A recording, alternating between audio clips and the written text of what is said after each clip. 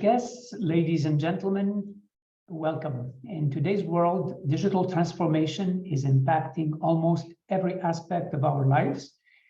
In ITU, we're providing a global and impartial platform for stakeholders from around the world to come together, discuss, and develop standards and solutions for a wide range of digital transformations built on top of universal connectivity. Through our digital transformation webinar series, we aim to investigate the role of digital transformation in driving innovation, sustainable growth, and inclusion. We discuss topics related to cross-sectoral digital transformation and related to standardization activities. Today, we are going to look at a very specific and technical, yet important topic: the digital transformation of testing, particularly moving to remote testing known as federated testbeds. In general, testbeds as a service will play a crucial role in the interoperability enabled by ITU standards. Recent technological developments concerning the internet have become more complex to test and to use in the real world. A large diversity of conditions must be addressed and scalability needs to be assessed. The need to do experimentation within test beds, which are available remotely, has become more important for testing new use cases in real conditions. As evolution increases the need for and practice of federating and interconnecting different test beds. Together with our expert speakers, we will try to answer the questions of whether testing activities may migrate to virtual environments and whether testing as a service based on federated test beds can enable quicker time to market for products and services. We will examine up-to-date ecosystem of test beds, including existing use cases, and clarify how a federated testbed framework defined in Recommendation ITU-T Q.4068 could help with such challenge. Before I conclude, I would like to encourage you to visit our digital transformation website and register for future webinars to both learn more about the latest technological developments and the important work of the ITU in digital transformation. Episode 28 of the series will be dedicated to digital transformation and ethical use of technology for animals on 26 July 2023. My colleagues will provide the link to this webinar in the chat. With that, thank you very much for your attention. Thank you, Bilial, for these remarks. They fit well into the presentations that we have heard. Dear colleagues, it's my pleasure to welcome you to episode number 27, which is named as a Digital Transformation of Testing, Federated Testbed as a Services. This webinar formed as a part of the Digital Transformation webinar series that Bilial just mentioned. My name is Denis Andreev. I'm the advisor of ITU-T Study Group 11, which deals with the signaling specifications, protocols, test specifications, and combating counterfeit products. Also, I'm moderating and helping and assisting the focus group on testbed federations for IMT 2020 and beyond, which becomes a subject for this particular webinar. It's my pleasure to be moderator for this session. This webinar will explore whether the testing activities may migrate to virtual environments. It will also examine whether testing as a service based on federated testbeds can facilitate enabling quicker time to market for product and services. Before we delve into the heart of our discussions, I would like to highlight some housekeeping rules. First of all questions from the audience will be taken during the Q&A session after all presentations given. Participants can submit their questions by typing in the Q&A window. The Q&A icon can be seen at the bottom of your screen. Please indicate the city and country you are connecting from. The webinar is being recorded and the recording will be made available on the event website. Final stuff is that the presentation is made available on the website and it will be made available right after the event. So our webinar today will go through the overview of the current issues on testing which many stakeholders face at the moment and the state of the art of the remote testing as a potential way forward. We will see several use cases and understand the current and future standardization activities on this subject matter. We have a fantastic lineup of the panelists for this webinar, and without further delay, I would like to pass the floor to Mr. Muslim Elkotop, who is a principal solution architect at Vodafone, and his presentation will be an overview of the trend on remote testing issues and challenges of standalone testbeds. Over to you, Muslim. Thank you. Thank you very much, Dennis, and a pleasure to be here. I will start right away with my presentation. Yeah, so I'm going to talk about an overview of the trend on remote testing, as Dennis indicated, what issues are being faced, what are the challenges, and when you employ standalone test beds, what are really, let's say, the things that you should take care of to make those things run robust. I'm going to talk about the ecosystem developments in beyond 5G in general, and then zoom into the issue of remote testing and the trend itself, how it's evolving, with, of course, an angle on standalone testbeds. Then I'm going to give a brief overview of some trend examples of flagship testbeds and what they're going through, what they achieved, what they built. Some brief, let's say, mention of challenges and opportunities there, and finally outlook upon the next steps and as a door opener for the further panels that we're going to see today in this webinar series piece. So ecosystem development in beyond 5G, we are going, you can see on the lower left side, beyond 5G or 6G with numerous use cases, heterogeneous access technologies, shorter and longer value chains, different verticals where you have, let's say, scenarios, whether it's drones, whether it's autonomous driving, factory automation, telesurgery. You have a numerous number of use cases that need all to be tested and verified. On the upper right corner, you can see that as we move to the standalone 5G or beyond 5G, the classical new radio 5G, a new spectrum opened up because the core became purely software-based. You can see the service-based architecture in the upper right corner of the slide. So you had an increase in the numerous, in hundreds, if not thousands, of the new microservices in the software core of 5G, which go all the way into the from the chain into the RAN, the transport part. So you have a softwareization of the operation that is there, and you need really new ways of testing, new test beds, new environments, how to really validate and control this huge, let's say, plethora of software that is there. And the ecosystem is evolving in general in a way that is becoming more open to new stakeholders, to variety, to multiple connections. It's becoming more inclusive, opening the floor to new kinds of players that want to join. It's more software-based in a very heavy trend. It's a duopole center of gravity trend that we see, meaning that the intelligence, the complexity, and the logic of all the workflows is shifting towards the extremes, meaning towards the edge part or towards the core part. So this is where you really have the need to test and validate, as opposed to the transport or the X-hole part. You have, of course, digitalization driven capabilities, meaning that you are able as a testbed provider or any player to expose your capabilities, to index them. Somebody is able to discover them through digital transformation, and then to really access certain assets through mechanisms that we're going to see today. And things are becoming more data-driven, so it's more data available on capabilities, etc. So this is basically the main trend. When you zoom into the testbed trend itself, so ecosystems themselves are becoming more open.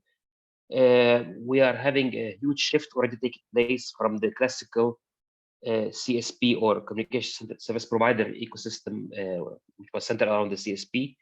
We see a shift toward a multi-vendor trend, even multi-CSP trend where they are superimposed in a certain ecosystem. You are seeing more SMEs and independent software vendors like ISVs coming into the system. It's becoming more SME ISV friendly. Also, ecosystem that we see, they are becoming more, let's say, inclusive, that they open their space and they say that, okay, if you want to cover a spectrum of certain services, you can have it covered by several stakeholders, several ISVs or AISVs, which are AI independent software vendors. So you are covering a spectrum with multiple stakeholders, not with only one exclusive. So this is becoming more, let's say, open interface, multi-stakeholder, inclusive environment. You also have the chance for this to add quality, because best-in-class players with certain software pieces, algorithms, turnkey or managed services, they're able to come in and play a part in the ecosystem. Of course, here, everything as a service, when you expose it, it's also a challenge, like testbed as a service we're going to see today. So this is also important to really package things in the right way to offer them and make them run as part of the ecosystem. You also see the democratizing of the value chain taking place at really, let's say, quite a strong pace. This includes a very simple example, what you know about Open RAN, Cloud RAN, virtualized RAN, that the RAN part is becoming democratized in the value chain and being open to different, let's say, healthy competitors to really together fill in this space and offer a complementary, let's say, spectrum of capabilities. And also the IT capabilities or the software capabilities of stakeholders via digital transformation, today's topic, digital transformation series of ITU. They're also enabling stakeholders to better, for example, expose, index their capabilities to really make them, make others able to discover those capabilities, to really lease them out. And then, of course, federation is here a key mechanism. You have federation taking place at network, at the testbed level, at service level, at software level, or any kind of asset. So that's basically the trend we see here. A couple of small examples of large industrial testbeds. One is the Fraunhofer in Germany, which is the open 5G campus network and software-based factory. So currently, what is the need by industry players? So whether it is, let's say, industry vertical in the automotive sector, in retail, if you want factory automation, and operators that want to provide this kind of environment, what you need is a comprehensive space where you have complex, let's say, topologies, workspaces, including IoT, machine to machine, including, let's say, complex setups, and to have one environment which accommodates all of this together. That's why this campus network, which is a bit of a flexibilized model, enabling a mix of a private network with sub-networks and domains that are securely communicating among each other, and testing, let's say, hard requirements such as the 3GP, slice type URLLC, ultra reliable low latency communication for, for precise industry scenarios, for telesurgery, medicine, autonomous driving. So this kind of environment is basically in one of the testbeds that we see here, not only there, but it's one example. And the challenge is really how to bring in into this environment all the required capabilities so players can test their things there. One of the current leading use cases is what we call AGV, or autonomous guided vehicles, but it's not the only one. Of course, the let's say open 5G campus network model is a scalable model of, we talk about scalability today already, as we heard. So a scalable model of a private network that can scale in terms of number of users, number of subtopologies, or complexity of scenarios underneath is ideal in such a testbed.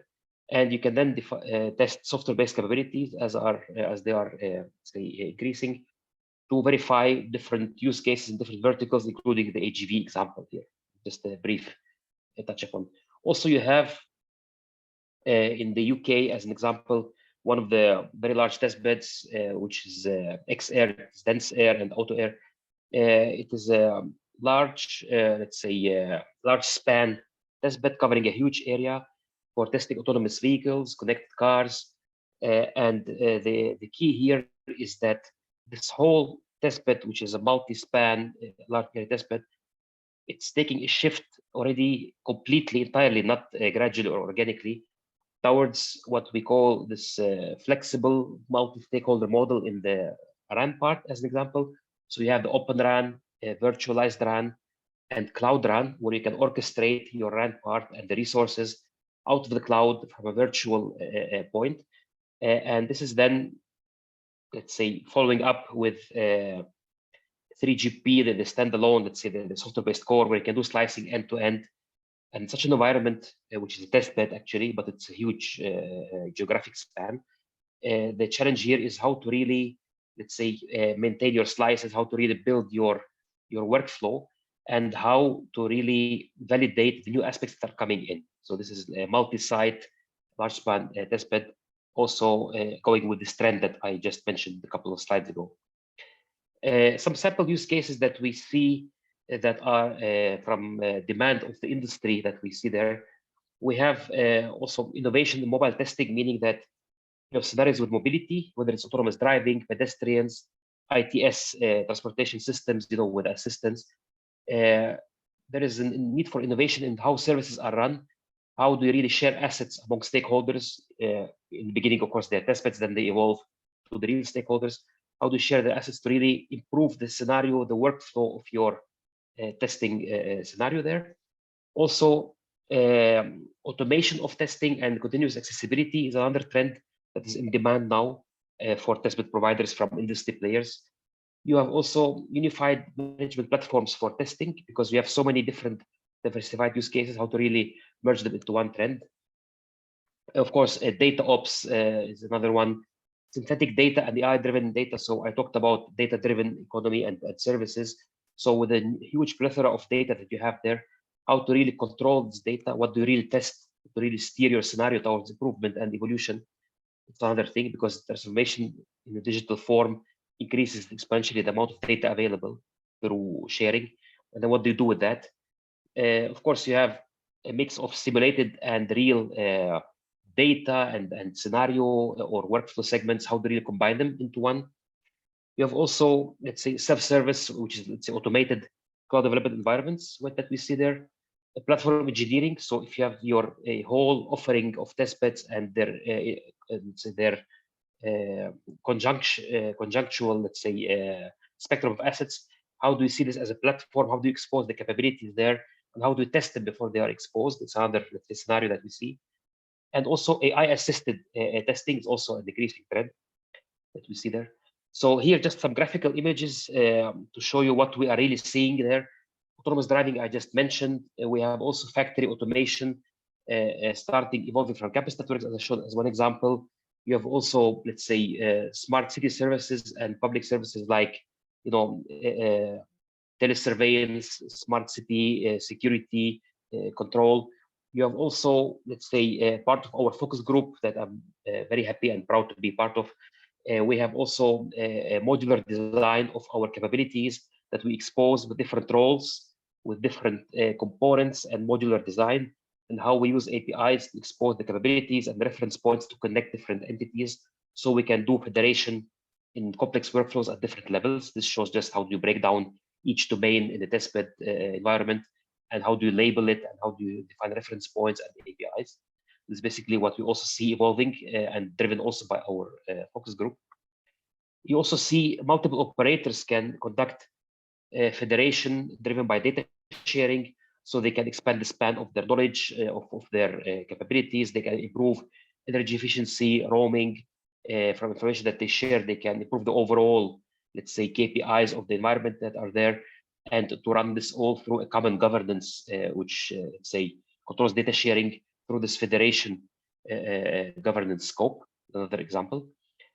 And finally, because my slot is short, but we can talk, of course, for hours about what we are doing there, we can see that 5G core, let's say, is a major catalyst for ecosystem evolution and development, because it enables, through the softwareization of the core, digital transformation towards microservices, towards more, let's say, flexible software design to drive this trend forward. The ecosystems in beyond 5G are becoming more open, more inclusive to new players to come in, to join, and to have multiple interfaces, meaning that multiple operators, multiple vendors, and many ISVs and SMEs coming in together and playing this role together, everything as a service, the joint workflow.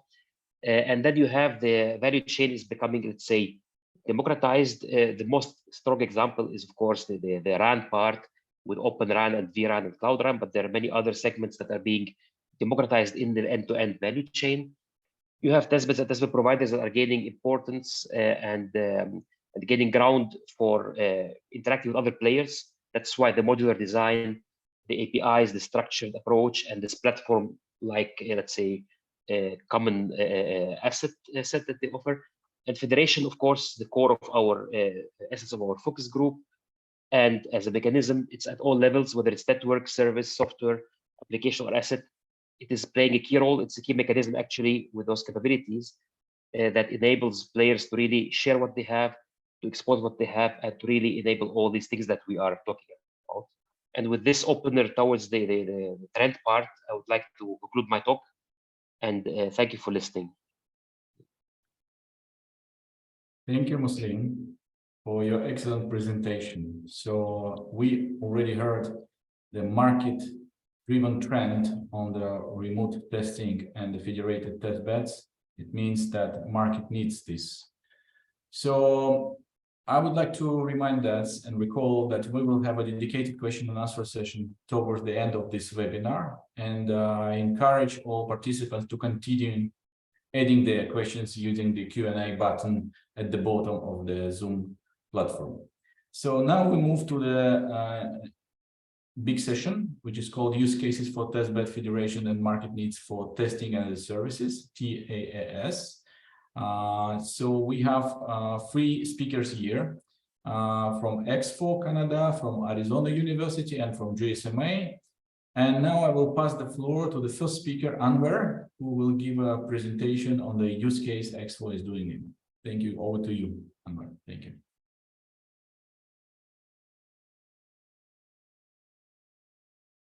Could you please unmute your microphone? We don't hear you. Thank you. My apology. Thank you, Dennis, and hello, everyone. I hope that you are able to see my presentation now. Yes, please go ahead. Thank you. So today I will talk basically about the open architecture and how we use the open architecture for testing, for managing the 5G and 6G innovations. And as Dennis mentioned, I work for Expo, which is a company that produces network monitoring tools and analytics and testing. So that basically span across network end to end. And that's why we actually look at the open architecture access and how that contributes to the future testing from a network end-to-end perspective. So during today, or during this presentation, I will give an overview about a new project that we're on, which is the IEEE 5G 6G Innovation Testbed, and give a view of how the open 5G architecture is used in this testbed and how the open API could be used for federated testbed model. And we will talk about how we enable this federated testbed connectivity through this project, and the future technologies and how we should comply with them as we move forward, as well as opportunities for collaborations. And I will give a summary.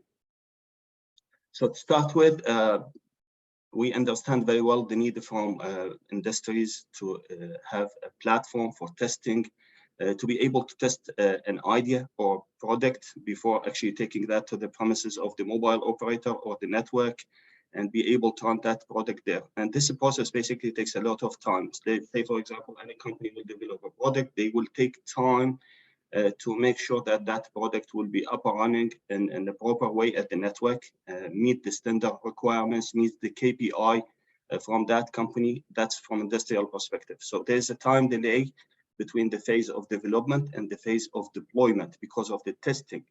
And we have also the same problem with academia, because normally for in academia, people test with normal simulators, and simulators do not actually reflect the actual behavior of the network most of the time. They are meant actually to test a component against a similar component, or maybe a node against a node. But here we have a platform that replicates a live network over the cloud. So for people from academia, they can test against real networks. They can integrate their components. They can integrate their algorithms. So that's also a need from academia to have a platform for testing as a real network runs over the cloud and accessible from everyone.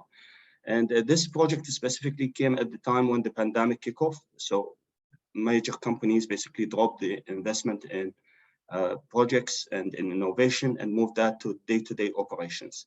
So X4, AT&T, Samsung, China Mobile, VMware, aligned all together with IEEE and start creating this platform based on the funding from IEEE Future Networks.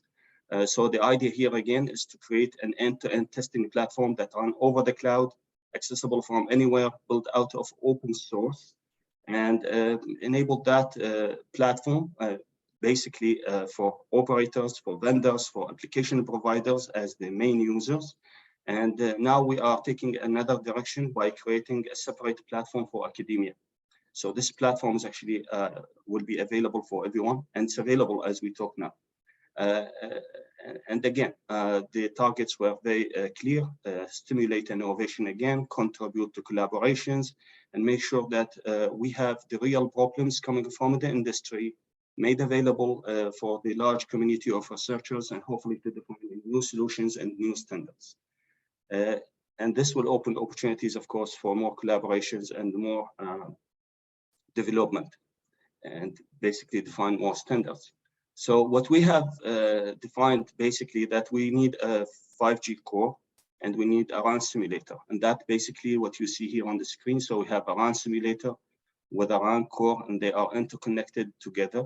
And that replicate the first architecture that we came with, and we built them out of open source.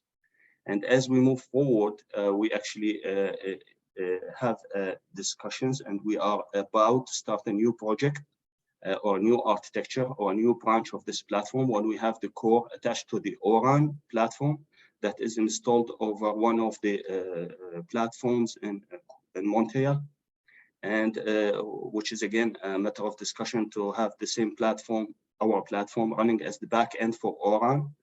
And at the same time, we are starting a new branch, separate branch, to connect the core network with the real base station contributed from partners in this project. And what we have here, what we have done over this year, once we had the grant, is to recruit Tech Mahindra team to help us in this integration. So we took open source packages from open source and we integrate them, and we made sure to test them, and we automate the installation, fix the any errors that we have or any faulty packages, and we have them fully automated running over AWS. This is a real platform that could contribute to the federated testbed platform design. And this is the vision that we work underneath. That's why when we designed this platform, we decided to go with open source, because it will allow people to edit the code, change behavior, and be able to create different interfaces. We are integrating the whole platform based on open source and open API. And that exactly complies with the vision from ITU about having, or from this tester group specifically, from this study group, about how to create this federated testbed model. So the phases that we had, basically, we created the integration. We have now a full end-to-end platform able to be tested with different applications. And at the same time, we are starting a new branch that I'm going to talk about later. And hopefully by the end of the year, we will have fully automated network that runs over the cloud with limited capacity, obviously. But by the way, this replicate a real life network that runs, again, over the cloud, accessible from anywhere, and based on open source and open API. So at the moment, we have different branches or different clusters based on the RAN and the core simulator. And that means basically we are able to support video and audio calls in one branch, and on a separate branch, we could support ultra reliable low latency communications, massive IoT, and enhanced mobile broadband. So each one of those branches or those clusters will replicate different behavior and different KPI to comply with the prime slice types from 5G. Now, this platform doesn't actually limit you to the 5G standard or the 5G design, because again, it's built of open source. So we could modify it, we could integrate other components, we could design new algorithms, and that basically define what could be the path for the future network for beyond 5G or maybe 5G advanced or even 6G. And again, it's very easy actually to integrate any third-party data source or maybe any other component or any network function with this platform. Because once we create the branch, that branch or that cluster will be available for the user themselves, or maybe for a group of users, or maybe they just decide to use the main branch and test against the real network that run over the cloud, and hopefully with physical access points as we move forward. So over the last few months, we were talking with Eurocom, and we just signed with them actually last month. An agreement. So what we will have basically is a new branch that has the MAC design and physical access points that run at Eurocom premises in France. And that means basically we could create any core network anywhere in the world on AWS. So that could be in Europe, in India, in China, in US, in Canada, anywhere in the world. We can create that core network and attach that core network remotely to the physical base station that is available at Eurocom. And this will allow significant opportunities for people to test different scenarios with different use cases across the cloud remotely. And we are, with this design, basically, we will be able to test multiple layers. So we are able to test from the physical layer up to the application layer. However, there's a special scheme that we need to coordinate once we start testing with physical base station. But in reality, what we could do here, we could have a physical base station that is located in France, attached to a MAC component that is located in Spain, and that basically tied or chained with another core network that is located in the UK. And that will replicate exactly what multiple components of a federated testbed of the same testbed, not federated components located on different countries. And that will allow us basically to evaluate the KPI that we get from this architecture and how that contribute to the distributed architectures in the future of the future networks. So we are actually working to enable testing as a service with this platform.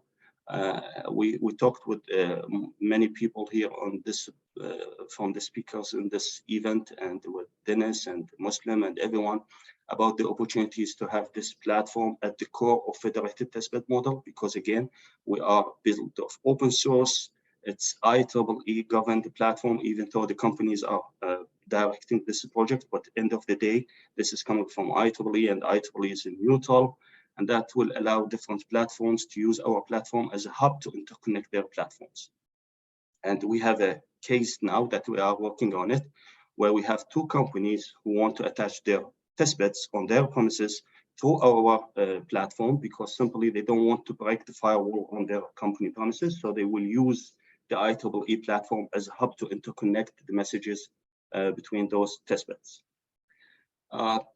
Again, you see, we are in supporting the model for remote testing, because creating an account for any user who wanted to use this testbed means basically we provide you with the credentials to use this platform through your company or through your house, access the AWS, and by the end of the day, you will find all the network components in the main branch or in your own branch, in your own cluster, and you still be able to attach any physical device to this platform. So in one use case from Johns Hopkins University, we have a team that is working now to attach their access point to the physical core that is available on our premises or in our virtual domain. And that exactly proves that remote testing, testbeds over the cloud, testbed as a service is emerging and usable and easy to be accessed from different parties across the world, encourage collaborations, at the same time reduce the cost of operation for people who want to use this platform, from companies, from academia, from anyone else. Having this been said, we have in the plan this architecture, which means, let me explain it here. So we have a built-up platform out of one release, for example, but that's not the end of the day, because, or not the end product for us, because there are multiple releases and new network functions that keep coming from industry and from standard. So what we will do, we will keep updating the code. We will keep updating the platform as the open source get new components or maybe have new releases, because we are based on open source, but we fix the open source. We integrate the components. We do not change the open source. And as we move forward, we will end up creating a mesh network that have multiple components that replicate the real life network with multiple use cases, network functions that support IoT, network functions that could support other use cases, because there are multiple network functions that are coming and they are specified for specific use cases.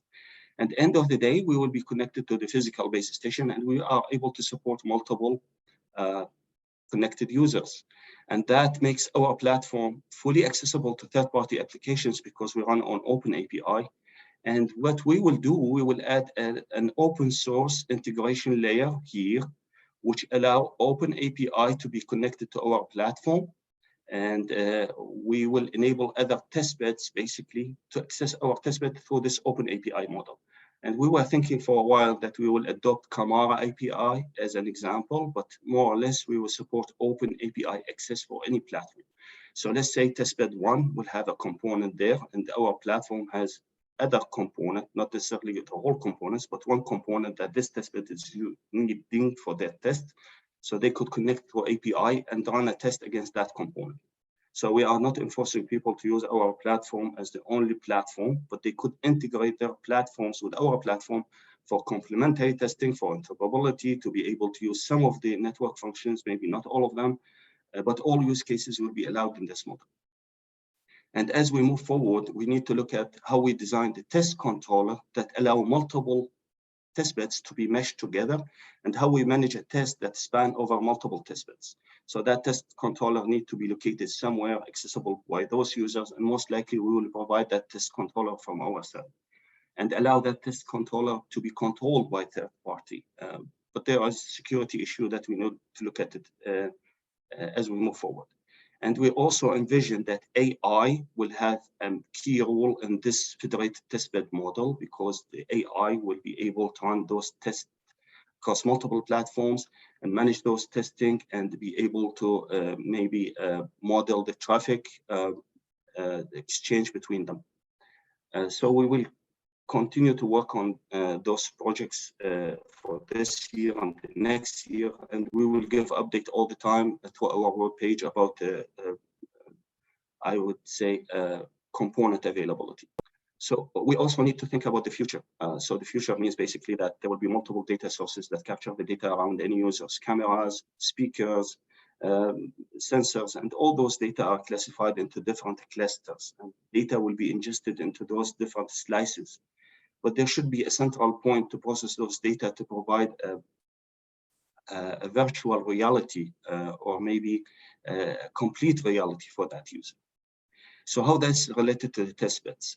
You see, we have a testbed and we support certain KPI, but we cannot support all the KPI and all the slices. The way that I like to think about it, that we will have a testbed that maybe support the ultra reliable latency communication. So we are able to process the data from that slice.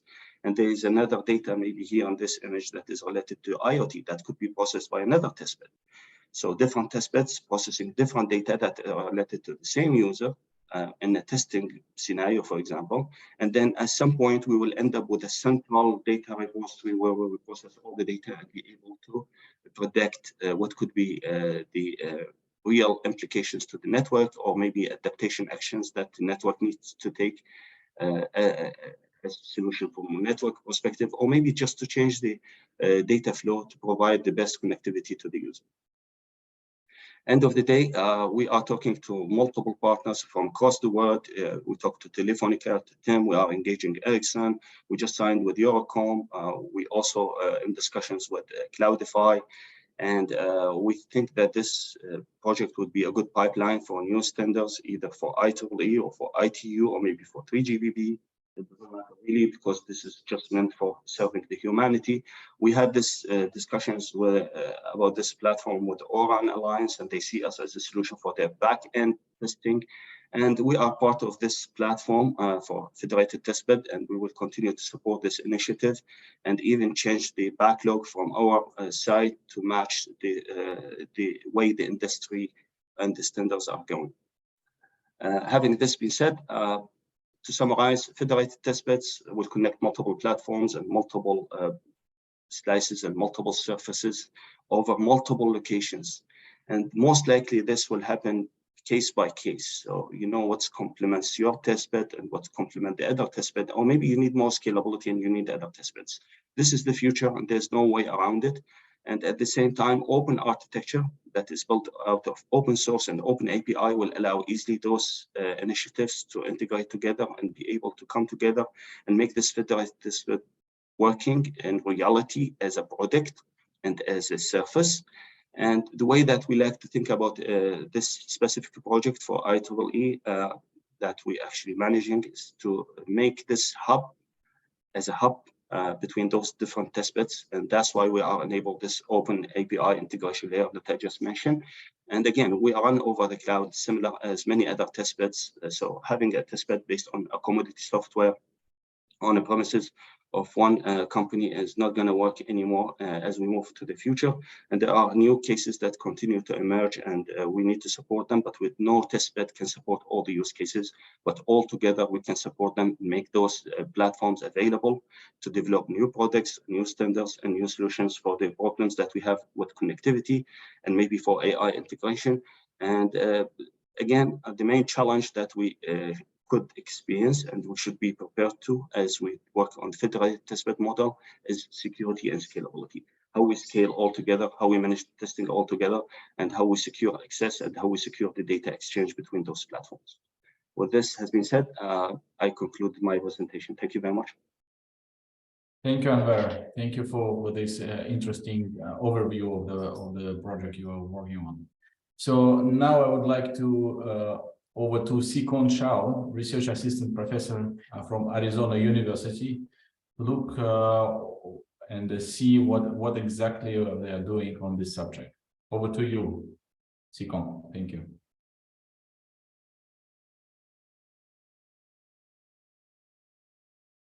Yeah, oh, okay. So thank you. So can you see my screen now? Yes, please go ahead. Okay, so so okay. Hi everyone. So today my presentation topic is federated cybersecurity testbed as a service, and use cases in University of Arizona. Okay, so the outline. So first I will talk about the background. Then I will talk about our FC test architecture, and also then I will talk about our FC test tasks, give an overview, and talk about the process. And we will give 2 use cases. The first use case is federation of smart city water treatment and distribution services. Then I will talk about another use cases, which is blockchain-based methodology for zero trust modeling and quantification for 5G networks. And I will conclude the presentation. So background. So the global acceptance and deployment of smart infrastructure provide a personalized and efficient services to the user, improving their quality of life. However, the smart infrastructure enable a better life. It also exposes user and the system to more attack vectors when compared to isolated environments. And the researchers need a realistic testbed to collect research data, perform experiments, and evaluate their security approaches to address this security problem. And such complex smart infrastructure testbeds are challenged to build and expensive to operate, highlighting the need of community to testbeds that researchers can utilize to create a complex security scenarios and perform a realistic experimentation. So here is our FC test architecture. So as you can see, establishing a solid cybersecurity research framework is crucial, and this includes the generation, validation, and analysis of research questions. However,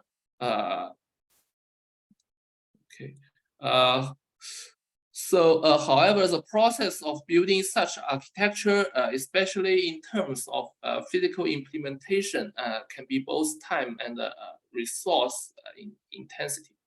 To overcome this limitation, so we developed the FC test at University of Arizona to implement the use cases such as a resilient smart water testbed, their trust in 5G testbed, and the framework the architecture allows for efficient and cost-effective implementation of the research questions, and can facilitate the overall research process.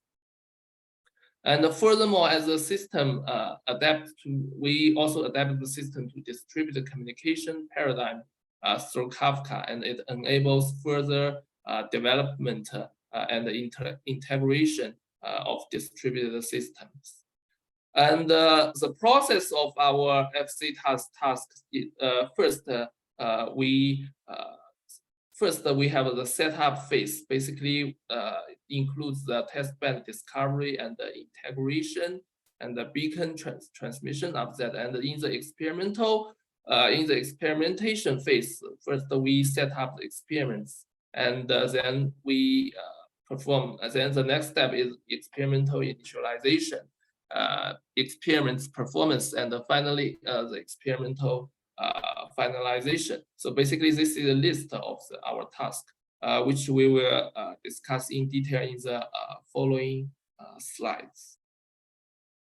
So the first task is responsible for integrating the new cybersecurity testbed to the system, listing its function and capability. Then as you can see here, a method. First, we need a method to initiate the integration of the new cybersecurity testbed into federation. Then the testbed manager is responsible for listing new testbed into the system according to the user preference. And accordingly, the testbed will be available to authorize the users when needed. Secondly, the beacon message is transmission. The beacon message is being sent out to the testbed to confirm the testbed is running and connected to the framework. This setup ensures the availability of unutilized testbed within federation, and also the beacon message is broadcasted to testbed initialized in the federation, and the testbed manager reports the current status of the testbed, and thus informing the users of the available machines to utilize. And for the experimental setup process, during this phase, the users communicated the desired experimental setup to our FC tests, including testbed in the experiments, time to use, and desired configuration to perform security checks before granting access to the testbed. And also a beacon message is broadcast to the selected testbed to ensure the availability, where the testbed manager report back the availability status. So for initialization experiments, different experiments may have a variation in the setup based on the number of testbed involved in the scenario, and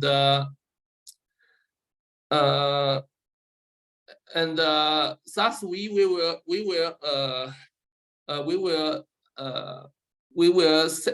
ensure the initialization phase, and also we will organize the experiment to maintain the current state in real time, utilizing a digital twin concept through shared memory.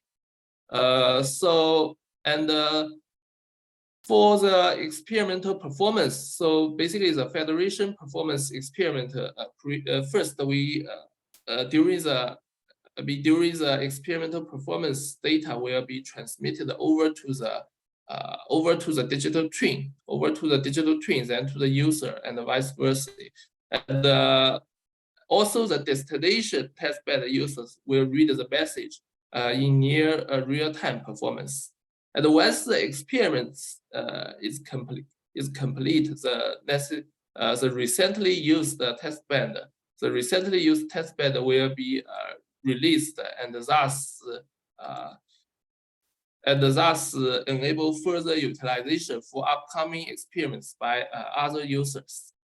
So by using this testbed, by using the FC test, we will give two use cases. So first use case is the federation of smart city water treatment and distribution services. And the second use case is we will talk about use our testbed to implement the blockchain-based methodology for zero trust modeling and quantification for 5G networks.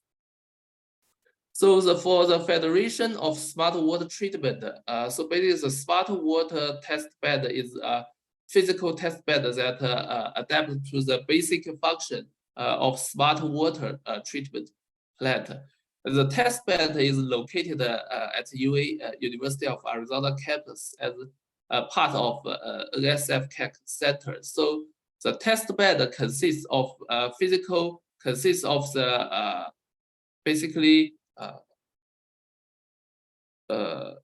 it consists of the physical implementation of different water movements throughout the treatment and the disruption process, including the start of clean water storage, water pipeline, and a small distribution network for customers and the city waste collection. And throughout the process, the water is monitored using the distributed sensors to collect the data about the quality of the water, temperature, level, flow, and the other factors. And this data are generated to study different cybersecurity research questions and quantify the effectiveness of proposed solution for cyber resilience and much more. We also we can perform anomaly detection for water quality measurements and those tasks through our testbed using the FC task framework. And also after establishment of the experiments, the data are shared through in real time. The federation and the current sensor and the data are exchanged through the shared current status implemented in the FC test. And the federation allows both entities to communicate to enhance the performance according to customer needs and facilitate further enhancement to city infrastructure and the cyber infrastructure. The second use case is a blockchain-based methodology for zero trust modeling and quantification for 5G networks, which we are also implementing in our FC test. The motivation is in 5G networks, a network slice is defined as a logical network created by partitioning a shared physical infrastructure, and each slice is customized and optimized to meet customers' needs. And the network slicing presented a security challenge because of its dynamic and diverse structure. And the trust in 5G ecosystem is cornerstone of the global adaptation and tackling security and privacy risk. So in this use case, we use zero trust concept in 5G and using a distributed blockchain. And we are also using blockchain technology to establish trust between network slice stakeholders, such as which means slice owners, users, slice resource provider, and service providers. So here is the framework of our zero trust blockchain-based zero trust in 5G network slicing, implementing FC tests. So as you can see, during the creation of the network slice, every entity participating in the network slice needed to be associated with a public address using a digital wallet with public or private encryption. And the entity's address along with other attributes are passed to the trust flow module to quantify and measure its trust. And here, basically, we design the trust flow module will keep monitoring the trust value and update it based on entity's behavior. And once the trust value are calculated, they will be set to the NS destination point, which stores them on the internal planetary file system, IPFS, and retrieves them later on when it has to make a decision. And the next time an entity needs to access resource or perform a critical mission, a request to the NS enforcement point is set, and it will approve or deny the request after it has consulted and got a approve or deny decision from the NS decision point. And the NSCP and the NS decision point module will be implemented as a smart contract that are stored in the blockchain in order to allow us to dynamically change the smart contract as the environment changes. And due to the new changes in security and the privacy requirements.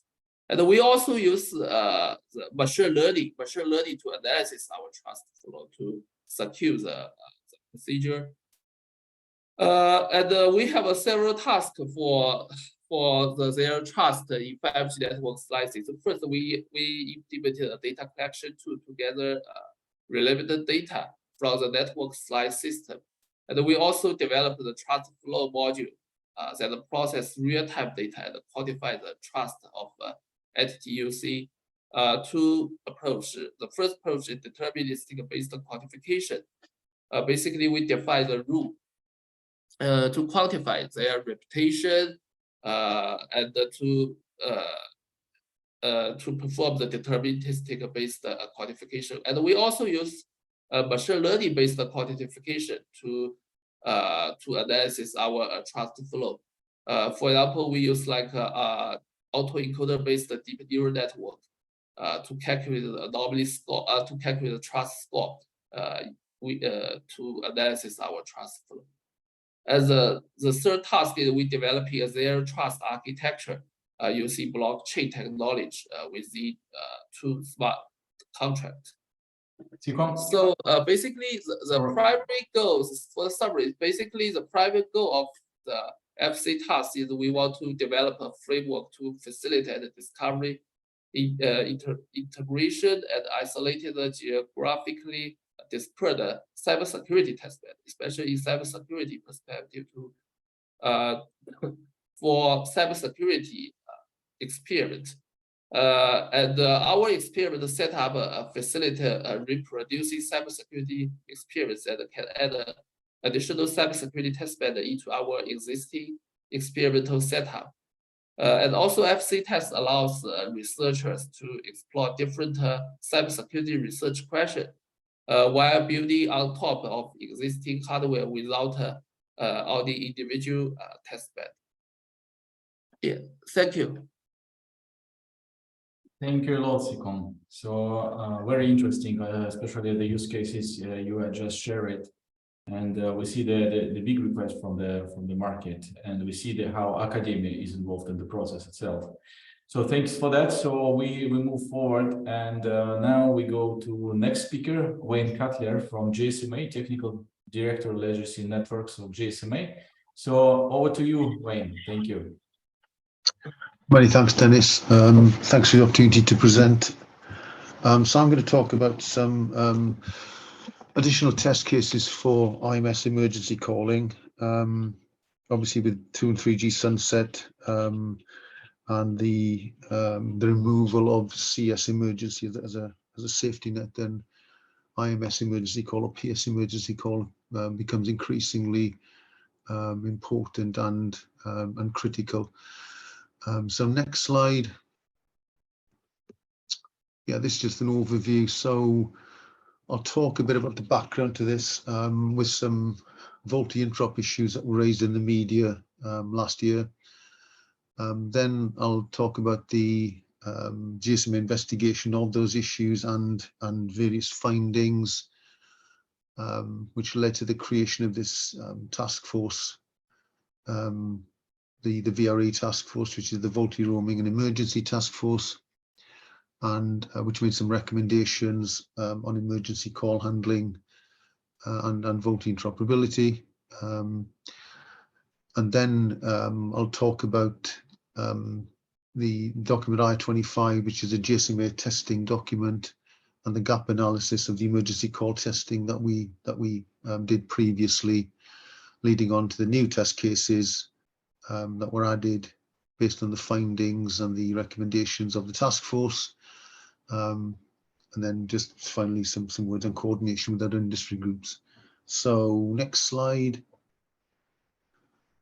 Yes, so in mid 2022 or maybe July, August, somewhere around there, there was two main issues or two main media reports related to VoLTE interoperability and particularly the availability or interoperability of PS emergency call in both United States and in Europe. The first bullet there links to a capacity media article from the US that was basically saying that holidaymakers or inbound roamers to the US would not have VoLTE available due to VoLTE roaming not being a VoLTE roaming agreement not being in place, and the fact that the US was sunsetting 2G and 3G, or 3G specifically, leaving some 2G there as a with not universal coverage as a kind of a backstop or partial backstop. And also about the availability of emergency call if normal VoLTE wasn't available. And the second link there is to on YouTube, that's to the an ENA conference. ENA is the European Emergency Numbering Authority, and that presentation is by a gentleman from Holland who raised similar concerns with more of a focus on emergency call. This obviously becomes a major issue in a sunset area where circuit switch emergency call is not available as a backstop. So next slide.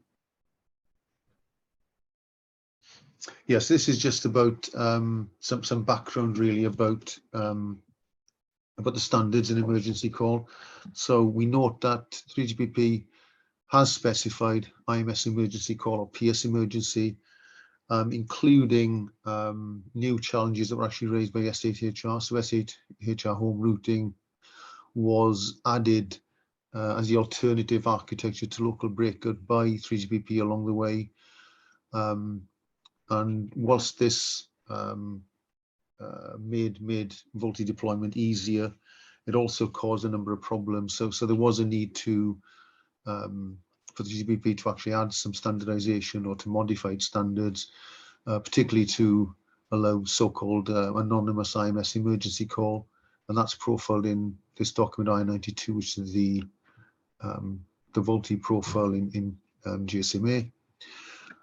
We note that IMS emergency call is distinct and separate from normal VoLTE. So you have things like emergency attach, emergency registration, as opposed to normal attach, etc. And we note that emergency calls should be supported and available in the network, be it via CS or PS, based on what the network supports. The network, of course, broadcasts what it can do. And this should be available even in the event of normal voice and normal VoLTE not being available. And this is where you have so-called limited service state as defined in 23.122 and 3GBP. So it includes things like unauthenticated SIM, no SIMs, so SIMless, or reduced voice mode. So this is where you'd be roaming without a VoLTE roaming agreement. And we GSMA carried out a survey with a number of device manufacturers to basically determine device behavior regarding emergency call in the event of there being no normal VoLTE service available due to blocking or unavailability of VoLTE. So next slide. Yeah, again, this is just for background. So there's a number of reasons why VoLTE or IMS is inhibited on the device. The three types of blocking on the device are, the first one is the most prevalent, blocking of unknown networks. So a device basically with which one-to-one testing has not been completed. The device doesn't trust the network, and therefore a device essentially will work with a SIM from a trusted network. If you flip the SIMs over, it'll look at the SIMs, look at the MCC, MNC, and say, "Oh, I don't trust that network. So I'm not going to allow VoLTE." And this is applied by OEMs. We also have blocking of VoLTE roaming for historical reasons. This was done a few years ago when VoLTE was first launched, and really VoLTE roaming was not on the agenda. It was a case of launching VoLTE to start with. And there were some issues found. So some operators said, you know what, let's just switch VoLTE roaming off. So if the device is roaming, it just inhibits VoLTE. And then we have regional blocking of IMS. So a device targeted at one region would disable IMS if a device from another region is inserted. And this is applied at OEMs, although sometimes that's at the request of the operator rather than being done by the device manufacturer themselves. We also note that obviously VoLTE is inhibited if there's no VoLTE roaming agreement. So the VOPS indicator at network attach says no, which is obviously correct behavior. And we also note that there are cases where VoLTE can be blocked by network disallowing the normal IMS registration based on an IMSI and IMEI cross-check. But all of those cases on this slide can lead to normal VoLTE not being available. So next slide. Yeah, so the OEM feedback. So we basically hold a number of OEMs to say, what does your device do if normal VoLTE isn't available for whatever reason, and the only emergency call option you've got is the IMS emergency call option because due to sunset, there's no CS emergency option. And what we found were devices with a mix of being compliant and non-compliant to the 3GPP standards. We observed different behaviors across different device manufacturers, which is maybe expected, but also within a single device manufacturer, dependent on models, and even on the same model based on the operating system version. So inbound roamers to a given country may or may not get a voice service based on or depending on one of those blocking types encountered. But more seriously, an emergency call will not be possible in some cases if there's no CS emergency available. And actually, it's very, very difficult to predict what will happen for a given device, SIM combination, and visited network. You really need to have intimate knowledge of the device, the operating system, the roaming agreement, all sorts of things. So this was seen as a ticking time bomb with obviously potential for significant reputational damage. So next slide. So yeah, the GSMA board basically formed a task force, this VRE task force. That was formed Q3 22. Its scope included emergency call support, which is the main one really, VoLTE interoperability in general, trying to get an increase of VoLTE roaming agreements, which is really a consequence of solving the first and second bullets, and also an aid to manage communications to the media and the industry, which really isn't within the remit of the VRE, but the output and recommendations on that group are fed into the public relations people, so to support the messaging. And the VRE work was largely completed, or was completed in Q1 23. And it defined requirements and success criteria for the above scope items. And in this case, I'm just going to focus on emergency call, the first one. So next slide. Yeah, so to put simply, the requirement is that a device shall try every means possible to make emergency calls, regardless of restrictions on normal voice service, including things like limited service state. And then the bullets underneath the success criteria really talk about the devices doing their best to make an emergency call. We note that some devices which don't comply may be upgraded over the air, ideally without user intervention. But then we also note that some devices can't be upgraded, and therefore you need to initiate device refresh. And we also note that there's an element of education as well to inform users that they need to refresh, or that they may not get a service in circumstances. And then the last bullet is an enhancement of testing procedures of both networks and devices to ensure devices always do their best to attempt an emergency call.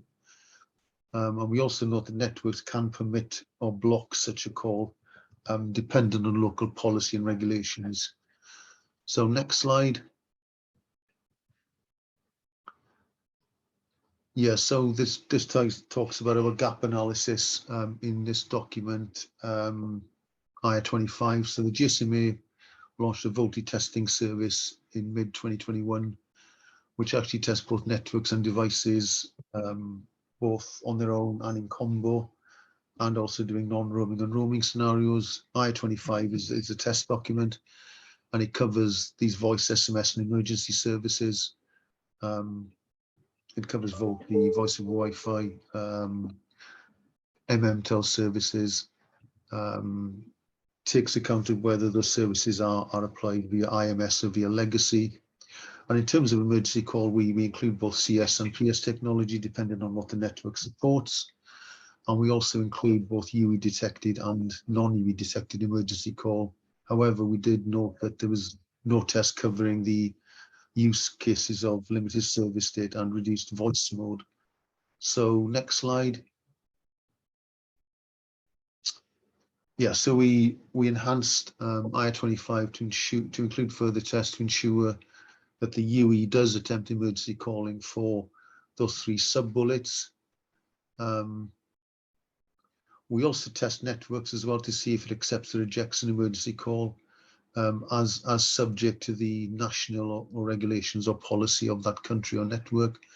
And the link at the bottom of the page is to version 8 of IR25, which contains these additional test cases. Next slide. Yeah, that was my last slide. I think I did have a slide on coordination with other groups, which I've missed off. Apologies for that.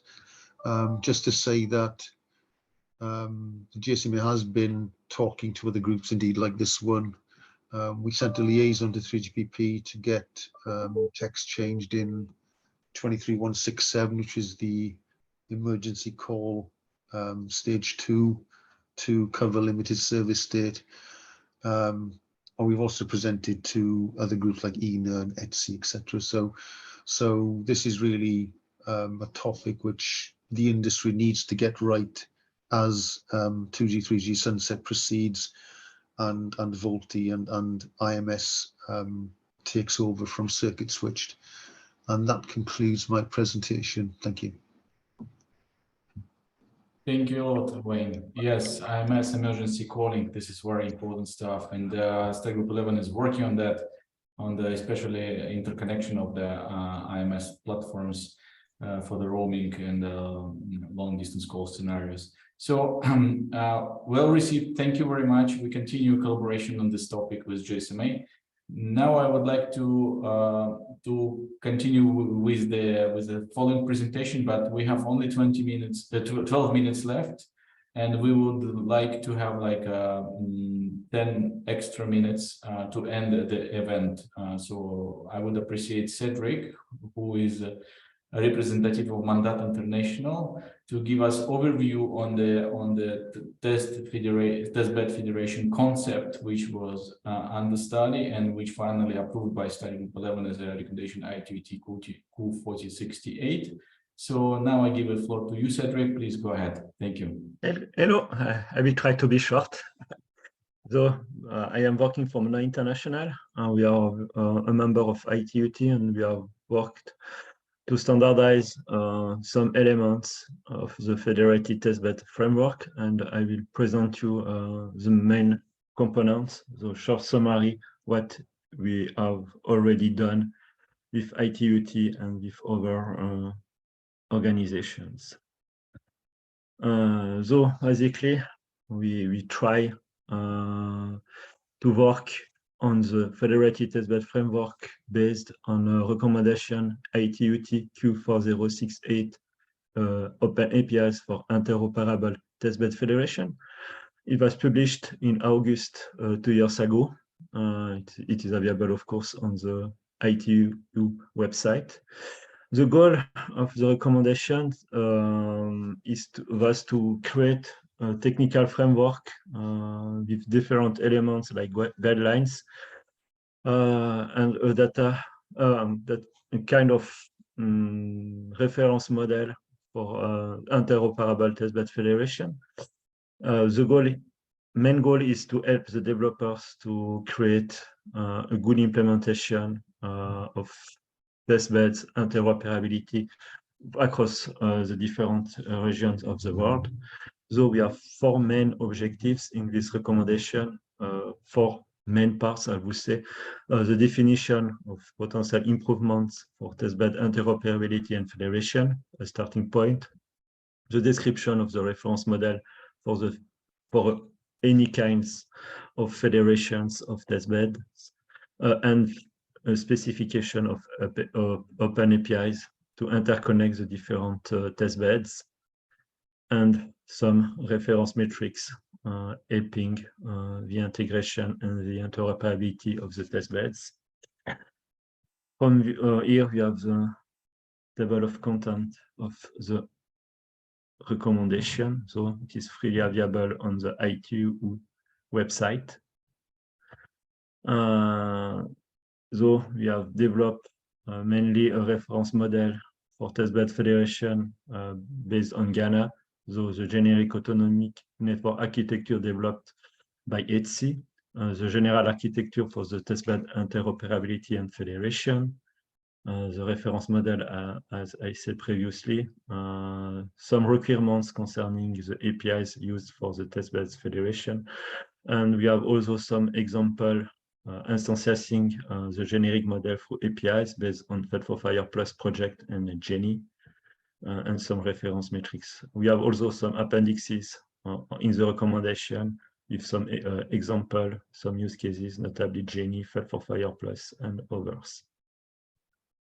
Here we have already the generic federated testbed model, which was also mentioned by Muslim previously. So here we have 2 testbeds which are federated for an inter-testbed, and to end-to-end universal resource broker, which permit to collect all the data and information required to the testbed federation.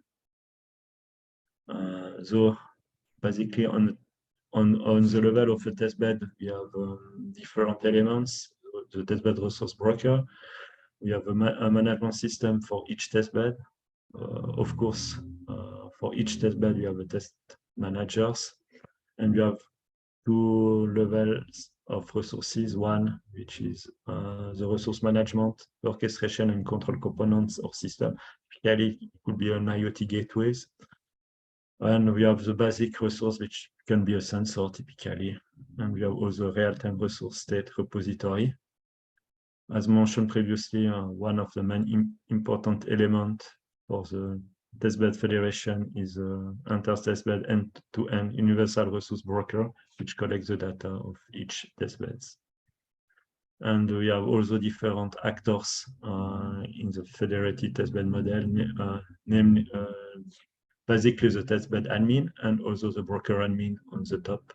And at the end of the day, we have also the different test cases, designer and test executor, which will do the experimentation in the federation of testbeds. But basically, we have also described with a high-level description in this recommendation 26 APIs used to realize the testbed model for the testbed federations. Basically, we have different kind of testbeds across the world. So with this testbed domain concept, we have typically IoT testbed, but also wireless network testbed, RAN testbed, MEC testbed, and so on. So we are completely generic, and we can specialize each testbed inside a testbed federation. So we can also do something which is also very interesting, is to create federations of federations. On top, basically, if you look to the picture at the left, you have two testbeds which are federating inside the testbed federations. And we have a second testbed federations at the right. And we can federate both testbed federation through the end-to-end brokers, which is a global resource repository broker, which encompasses all the information from the two federations of testbeds. Here we have an example what we have created in Fire Plus project, which finished last year. The typical architecture. So we have basically on the top a federator composed by different APIs connected to the different testbed. On the bottom, we have, for example, of testbed managing each time a certain set of resources. Basically, we have three APIs: aggregate manager APIs, member authority API, and size authority. From them, we have in these APIs three main roles. So the aggregate manager API is taking care of all the operation linked to the testbed resources, like reservation of resources, allocation, and so on. You have the size authority APIs, which is more focused to the management and the creation of a set of resources, which are calling slice, which is linked to a particular user. And finally, we have the member authority, which is the management of the users, so the researchers in test executor and so on, and notably the credentials. What we are using this testbed framework. We are also developing now a new project, a new research infrastructure, which is European-wide, which is Slicizary. And one of the possible applications of the testbed framework is architecture and all the implementation of this new SciSys research infrastructure. So this new research infrastructure is a flexible platform to support large-scale experiments with a different focus, notably on networking, 5G, radio technologies in general, data collection, including open data, and all the different aspects of computing, like parallel and distributed computing, with a strong interaction with cloud, edge-based computing architectures, and we will develop a lot of services around this research infrastructure. So we have currently 25 partners in this project, with, based in Europe. So, thank you very much. Not hesitate to put any question in the Q&A. Yeah, Thank you so much, Cedric. Yes, I Thank you. Encourage all to put their questions. If we will be able to answer that here, okay. If not, we'll approach somehow you offline. So thank you, Cedric, for your presentation. Now we move on to the last one presentation, which will be delivered by Giulio Maggiore, Telecom Italia, who is chairman of our focus group on testbed federations. And I would like to give the floor to him. He will explain where we are and what the real achievements we have. Thank you so much. Over to you, Giulio. Okay. Thank you very much, Dennis. I'm trying to open my presentation. Okay. Okay, let me know if you see the screen. Yes, we can see. Please go ahead. Okay, very good. So I will try to keep as many slides as possible in order to stick to the time, also because some information is already provided. But the important point is this presentation focus on standardization activities. So what we are going to bring from Testbed Federation, which is the focus group, a pre-standardization activity. So we meet, we work, we collect as much as information as possible in order to work together as a ETSI and ITU in collaboration to produce a standardization. Then I will try to give a few information on the focus group and then summary and next step. So the scenario is very clear. So recent technological developments require really realistic testbed. And testbeds are not anymore physical and everything in one place. Vertical industry needs to be, let's say, a pilot for the 5G enabled that needs so a modification every time a new vertical service is introduced. And that's why we need to, let's say, to standardize a generic 5G testing framework, which can enable, let's speed up the deployment of this kind of service. Testing as a service is a strategic, point to cover configuration and time to market.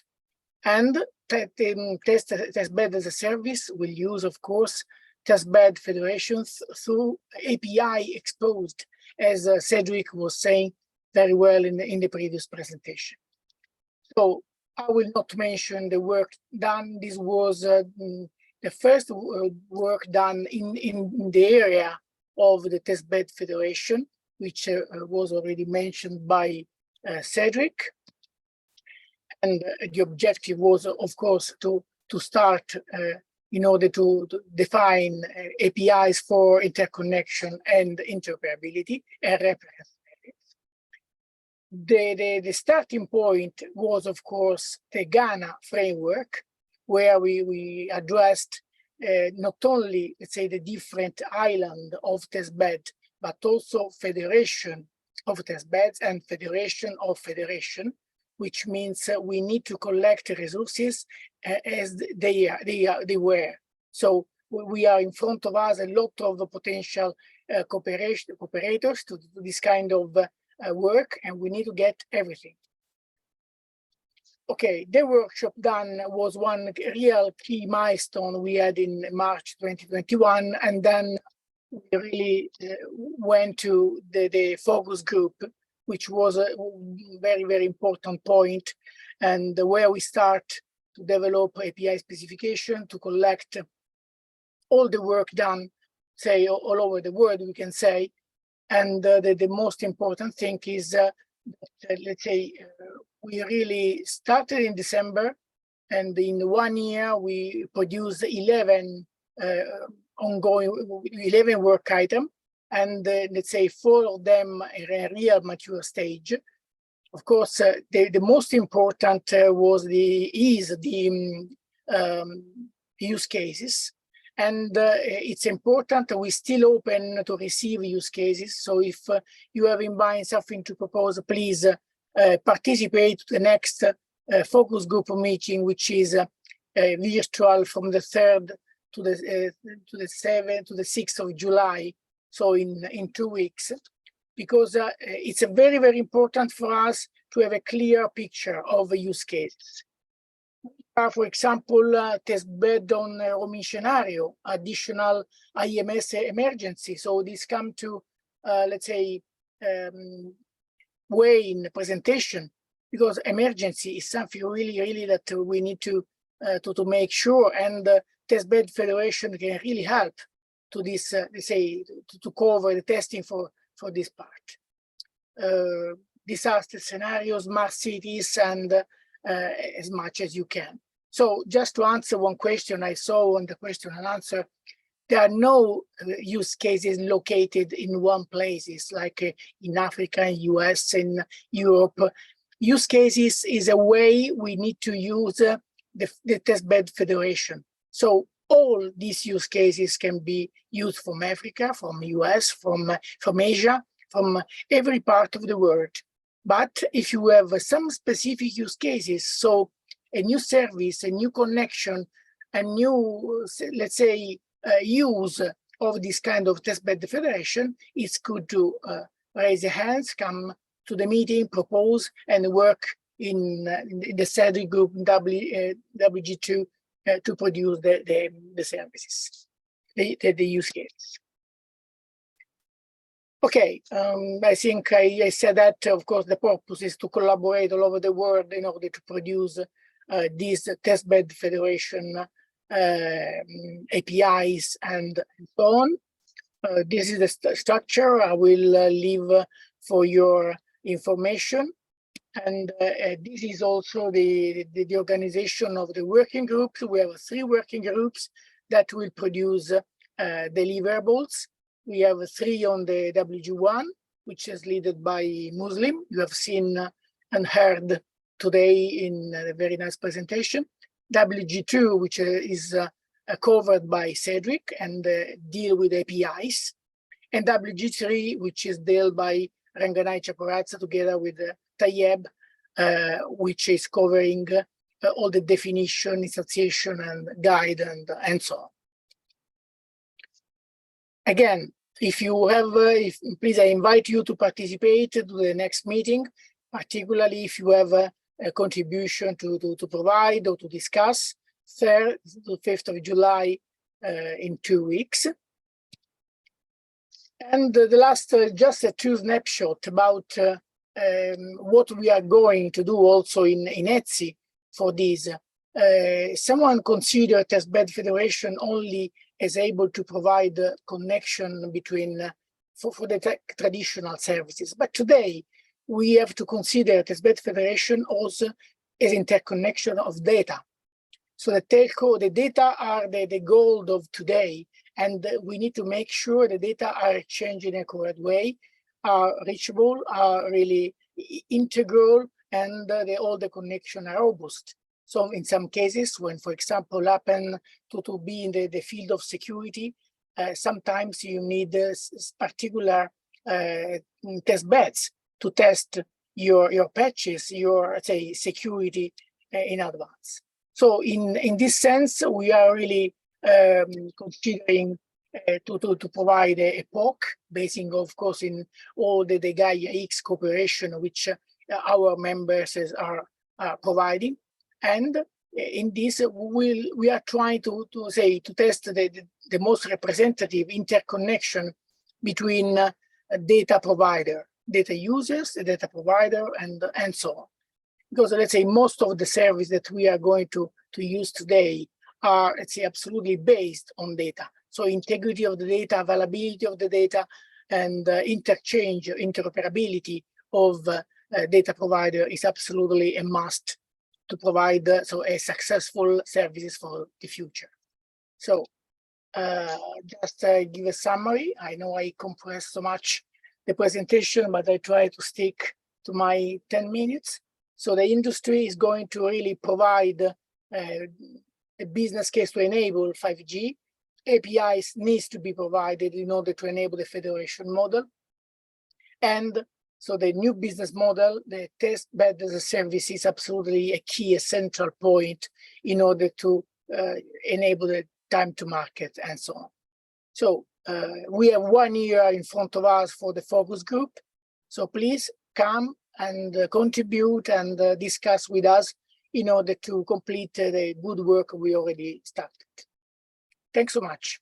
Then it's up to you. Thank you, Giulio. Thank you very much, all. So we run out of time already. And we are sorry for that. But we answered the questions that was raised over the question and answer button at the bottom of the Zoom application. So about the African use cases and so on. But the information provided was very, very comprehensive, and I appreciate all our panelists for their amazing presentation. And of course, I thank you all for your kind attention and participation today. We see the topic is within the interest of the many, many stakeholders. And we see that the demand for remote testing and federated testbed is increasing and become more and more popular all over the world. So to wrap up of this webinar, I would like to highlight that discussion does not end here. We are at the beginning of our long journey to move testing into a fully virtual world. So this is the kind of the form of the digital transformation. And the concept of federated testbeds will enable all developers to access a virtual testing environment to conduct various types of experiments, as we can see today, for the different types of products before making them available on the market.